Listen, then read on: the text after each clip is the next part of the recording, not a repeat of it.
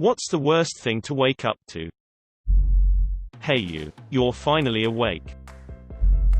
Yourself as a student in underwear, in front of the entire second grade, and everyone is laughing at you.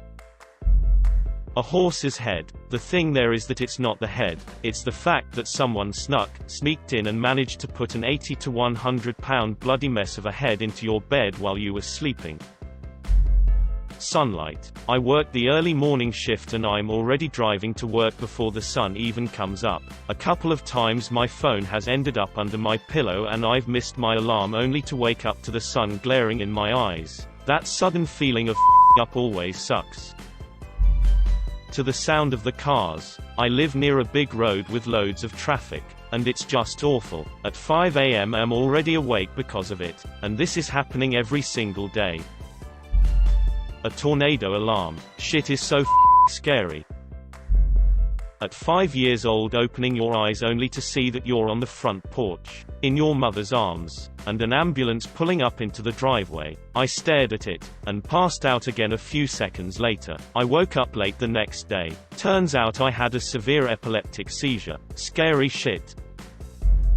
I was babysitting my niece one time when she was about 4. I packed her off to bed and went to watch a movie on the couch, where I promptly dozed off, only to be woken a few hours later in complete darkness, having no idea where I was, and with a tiny, clammy little demon hand grabbing at my ankle. I've never been awake faster in my life, only to be greeted by a very confused child who just wanted a story and who no one had seen fit to tell me could get over the baby gate like a goddamn ninja. We don't tell her mother about the time Aunt Hazel almost kicked her darling daughter through a window.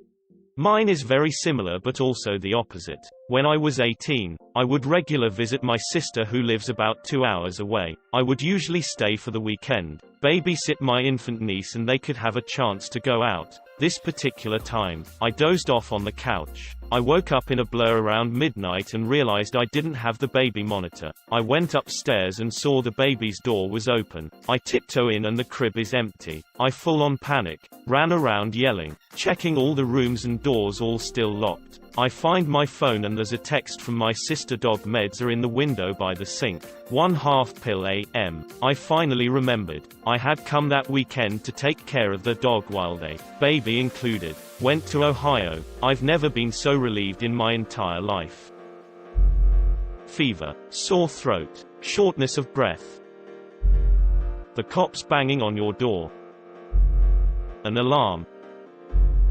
Got woken up by my dad early in the morning to inform me that my mother had passed away in the room across the hall from me. Worst part was that she was only sleeping there to look after a pup that was recently born from the 2 dogs we had at the time. Otherwise my dad might have woken up and been able to do something about it. The pup ended up crying late at night before or during her heart failure that I ended up passing off, as it's really not that uncommon, but it really makes me question if I could have done something or not to help her before it happened.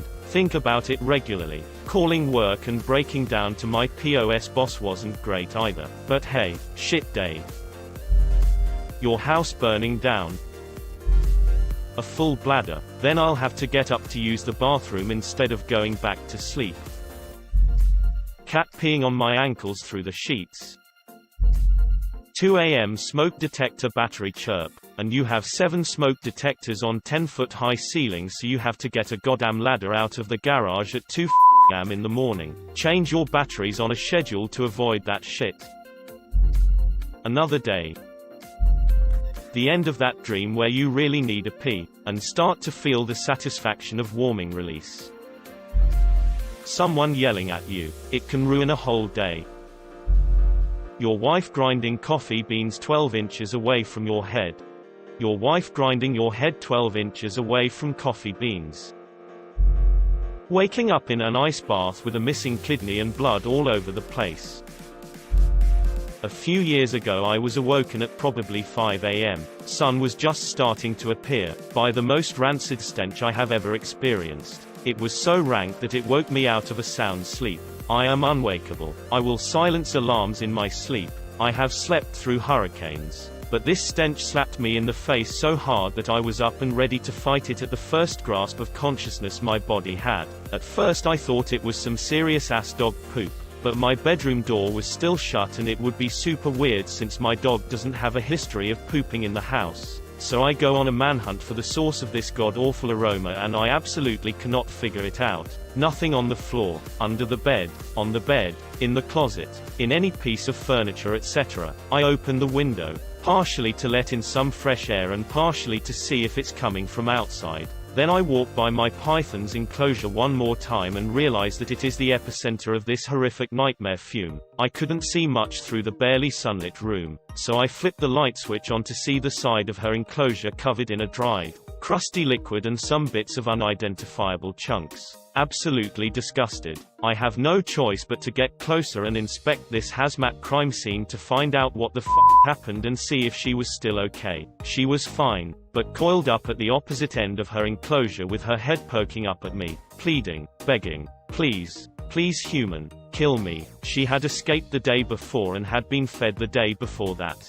If you don't know much about caring for snakes, you have to let them rest and digest about 72 hours after eating, otherwise they can and most likely will vomit. Do you know what snake vomit looks like? It's just a whole animal with the head half partially dissolved in acid depending on how long it was inside the snake. In this case, I looked over and saw a rat's ass from the hip bones down. Organs spilled everywhere and goo covering every inch of the enclosure on that side. She had decided to puke the rat's ass directly onto her heat rock, where some of it had been deflected everywhere and the rest had been actively baking while I'd been sleeping. The sight coupled with the scent made me lose it. I vomited all over the floor. I go and grab some cleaning supplies, toss her into a bin and soak a t-shirt in perfume to tie around my mouth and nose while I attack this revolting poop-apocalypse. As I've got my head in her enclosure, straining to hold my breath and trying to squint as much as possible so I don't have to see it as much, I turn to throw another wad of dirty paper towels into the bag I had opened up on the floor behind me to see my dog snacking on them. I vomited again. Overall, it took me an hour to get the enclosure clean. I had to give her a half-hour soak but babysit her while trying not to fall asleep so she didn't try to submerge her head in dawn. I had to brush my dog's teeth and the smell didn't leave my room for a week, even with my windows open, 3 wallflowers and fan going 24/7. Bacon cooking on a George Foreman next to your bed, forgetting you set it there and then stepping on it hurts like crap. Leaf blowers and lawn mowers operated by overachievers on Sunday mornings. The wrong side of the bed. Under. The sounds of your parents having sex. Waking up after having a dream where your crush tells you he loves you. Your dog gagging and about to throw up in the middle of night, then hearing him eating it 15 seconds later. Sounds like the problem solved itself. Artillery. Your clothes, bedsheets, and bed stained with period blood. A severe lack of oxygen. A few years back I was riding my bike home from work on a Friday night and crashed while trying to avoid some guy cutting a corner. Ambulance rocked up and took me to the hospital. Lots of scratches, scrapes and bruises, and a broken collarbone. They kick me out after a few hours and just before I get out they give me a small pack of codeine tablets. I asked them at the time to give me tramadol instead as codeine makes me nauseous, but they refused and told me to go see my GP if I wanted something different.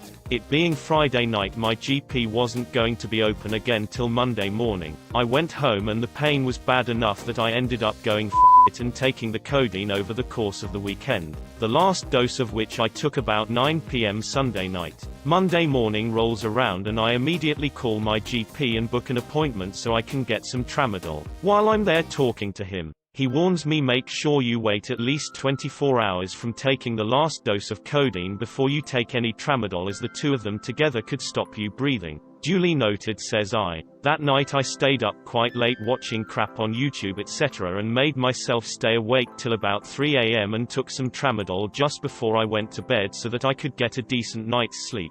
Apparently I didn't wait long enough. I don't know what time of night it was and hence how long it took. All I remember is shooting awake and feeling like I couldn't get enough breath into my lungs. I gasped and gasped and gasped and eventually managed to start feeling human again. But it's still one of the most terrifying wake-ups I've ever had. My mom woke me up because my grandmother passed away.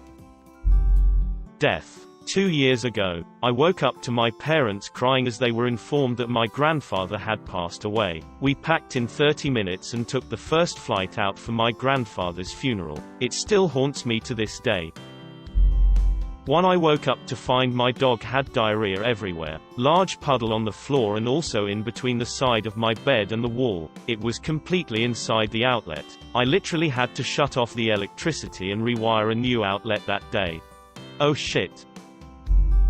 Waking up to 30+ missed calls with a brutal hangover and can't remember what you did last night but you know it wasn't good. Panic. Hearing a throwing up noise.